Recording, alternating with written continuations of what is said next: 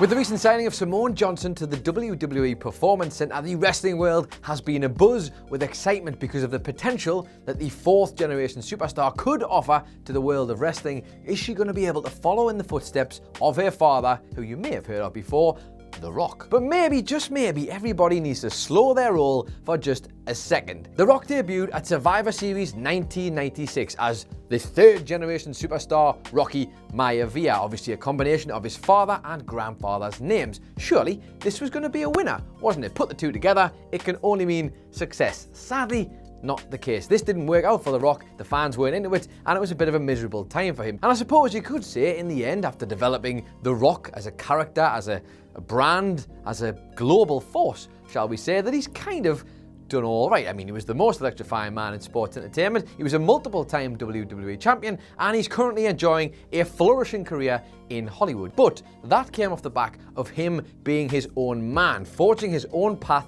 and doing his own thing. Now, admittedly, Simone Johnson probably won't be debuting for WWE or NXT or indeed wherever it is they decide to put her as the Great One. I'm sure they probably won't make that mistake. And even as I say those words, I'm not actually confident in myself. On the plus side, however, while WWE might try to market her as the first ever fourth generation superstar, well, that's not exactly the case. My name is Adam Nicholas, this is What Culture Wrestling, and these are 8 fourth generation pro wrestlers. Number 8, the Usos. Getting into this list on a technicality, although not technically recognised by WWE, the Usos' lineage can be traced all the way back to the Samoan dynasty's very beginnings. Now, I'm going to give this a go, and I'm undoubtedly going to butcher it, so apologies to an entire dynasty of Samoans, but Amittuana Anoa'i and Tavale Anoa'i are at the very top of the Samoan family tree, and their roots spread across literally everyone. If they're in the Samoan legacy, these two have had some kind of imprint on them. The Usos' father, Rikishi, managed to have multiple incarnations and gimmicks and comebacks throughout his WWE career because he managed to garner such affection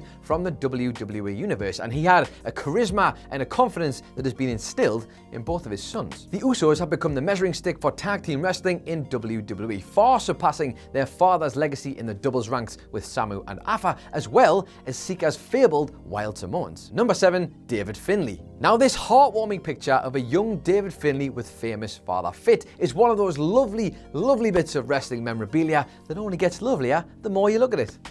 Bless him. Still making his way in New Japan Pro Wrestling after literally years of working on pretty much every single undercard going as a solid tag team, Finlay finally got some real success in New Japan Pro Wrestling with Juice Robinson when they won the IWGP Tag Team Championships. Now, this was a huge moment for Finlay, and actually at Wrestle Kingdom, no less. Sadly, the run with the tag belts wouldn't last very long. They were dethroned by the Gorillas of Destiny, who they actually took the belts off to begin with, but nevertheless, this was a big moment for Finlay. David's father, who was Fit Finlay in WCW and of course simply Finlay in WWE, achieved far more than moderate success during his time working for both of those mainstream promotions and is considered by many to be a wrestling legend. And it's fair to say that Fit Finlay achieved more success and fame than his British wrestling grandparents who came before him. While the branches of this tree may run vastly throughout the world of wrestling, Fit Finlay and David Finlay are the ones who you're going to remember. And to be honest, putting all of that aside, over 4 generations,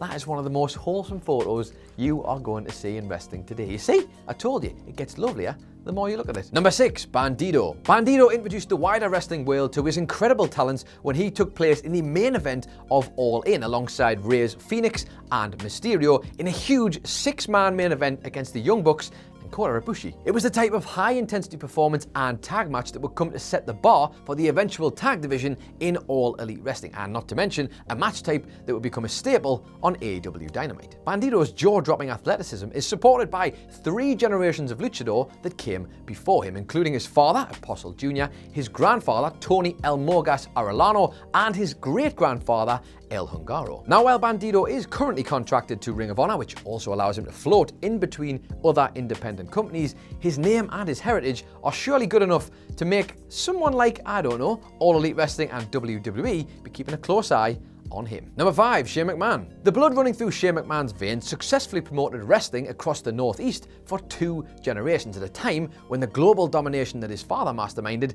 would have been considered more of a pipe bomb than a pipe dream. Vince Sr., who's often referred to as the godfather of the company, and Father Jess paid absolutely no mind to getting into the ring themselves because that's just something they weren't interested in. But generations 3 and 4, well, they just couldn't help themselves, could they? Vince McMahon would step into the ring for his legendary feud and arguably superstar-making feud with Stone Cold Steve Austin, and then he would follow that up with having a match with literally everybody else who he was trying to get over, because we all know Vince McMahon is the real draw. And of course, it wouldn't be very long before son Shane decided to follow suit. And not only would Shane get in the ring, but if you were paying any attention at WrestleMania 32 when Shane made his entrance back in 2016, you'll have noticed that he ushered down to the ring with him for his match with The Undertaker, the 5th generation of McMahons, as his 3 sons skipped and danced their way all the way down to the ring for their father's Hell in a Cell match with the Dead Man, which, to be fair, didn't exactly end his way, but nevertheless, he gave us a little glimpse as to what might be the future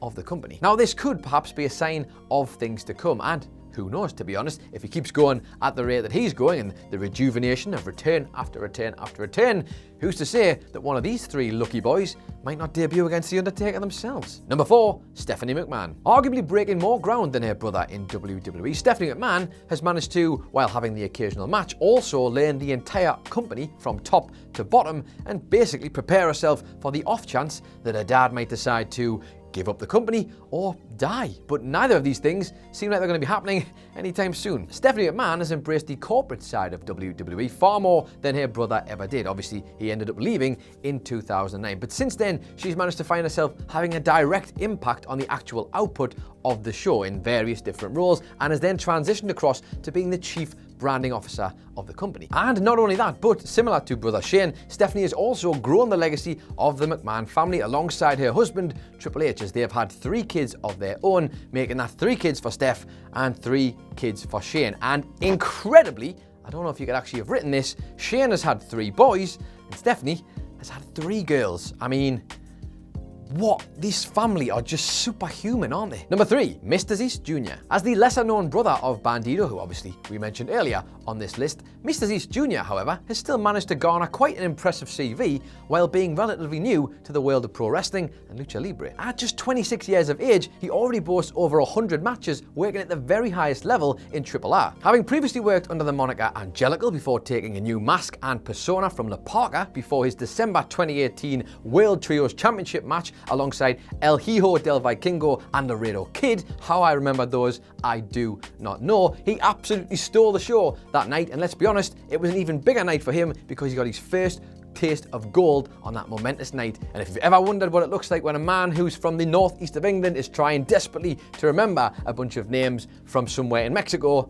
that's probably a good screen grab. And though he shares Bandido's bloodline, he has thus far stayed closer to his bloodline than his brother. Having taken the junior suffix from one of Mystico/Caristico/Sin Cara's previous characters, it's a high bar that he's going to have to meet, and one which he seems destined to try and beat. Number 2, Jacob Fatu. As the Tonga Kid and later Tama, Jacob Fatu's father was quite the athletic badass for WWE back in the 1980s as one half of the Islanders. He would also feature in WCW as part of the Samoan SWAT team, and it didn't matter what the brand was, whether it was WWF or WCW, he was just a badass man. He was the kind of guy who kicked the living shit out of people and brought all of the intensity that his lineage promised. And while Tama may have been a wicked badass back in the day, his son Jacob Fatu so far has shown the potential to offer even more. Something of a Samoan wrestling hybrid, Jacob Fatu feels like it could be just one big signing away from hitting mainstream acclaim. Acting up to the high production standards of MLW since signing for them in 2019, Jacob Fatu didn't wait very long before he made his mark on the brand, as he is currently the World Heavyweight Championship of MLW. Just wandered in and became the champion. This guy has got it. This came just 5 months after he debuted for the company, and it's fair to say Jacob Fatu isn't waiting around for anyone. He's building on 7 years of wrestling experience prior to his signing with MLW, and he looks more than ready to completely and utterly run through the door that he's opened for himself. And number 1, Simone Johnson. Yes, who else was going to be number 1 on this list than the highly anticipated Simone Johnson? She's a 4th generation superstar with arguably one of the most decorated backgrounds of any fourth generation superstar that you're going to see in 2020. CM Punk was on WWE Backstage and spoke to Charlotte Flair trying to get some advice for Simone Johnson. Arguably, Charlotte is probably the rule-proven exception of someone who had such a vast and crazy big legacy to deal with, and yet has carved one that we might end up seeing actually be as equal to or even surpass that of her father. And I realise that might not be a popular take, and a lot of people are already smashing their fists into the keyboard to say, woo, Ric Flair's the best. How could you ever say that Ric Flair is not as good as his daughter? Well, I'm saying it because she's absolutely fantastic, and if Simone Johnson can follow in a similar footpath, then you have to think she's got a chance at success. The Rock didn't become as successful as he is because he was Rocky Maivia. He became as successful as he is because he developed the character of The Rock. While the pressure of these three successful and history-making generations will obviously be on Simone Johnson's shoulders, you'd like to think in 2020 that both the company, WWE, and her support system are going to be there to help manage the expectations and just generally help her deal with these things. A lot of fans are going to get very excited about this, and while looking at someone like Charlotte, that's the kind of exception you might want to be looking towards. You've also got to remember, she's a young woman. She's still trying to figure it all out. She's only at the beginning of this journey. But nevertheless, the potential's there. So there you have it. Those are 8 fourth-generation pro wrestlers that you might not have known about, but probably did anyway. Either way, let me know your thoughts in the comments down below. Don't forget to like and share. Hit the old subscribe button if you haven't already. You can find the original article for this at whatculture.com/WWE. That's by Michael Hamflet. You can follow What Culture on Twitter at WhatCultureWWE. You can follow me on Twitter at It's Adam Nicholas. Or if you just want me to shut up and watch some more videos, then there should be some just over here. I've been Adam Nicholas. This has been What Culture Wrestling, and I guess I will see you next time.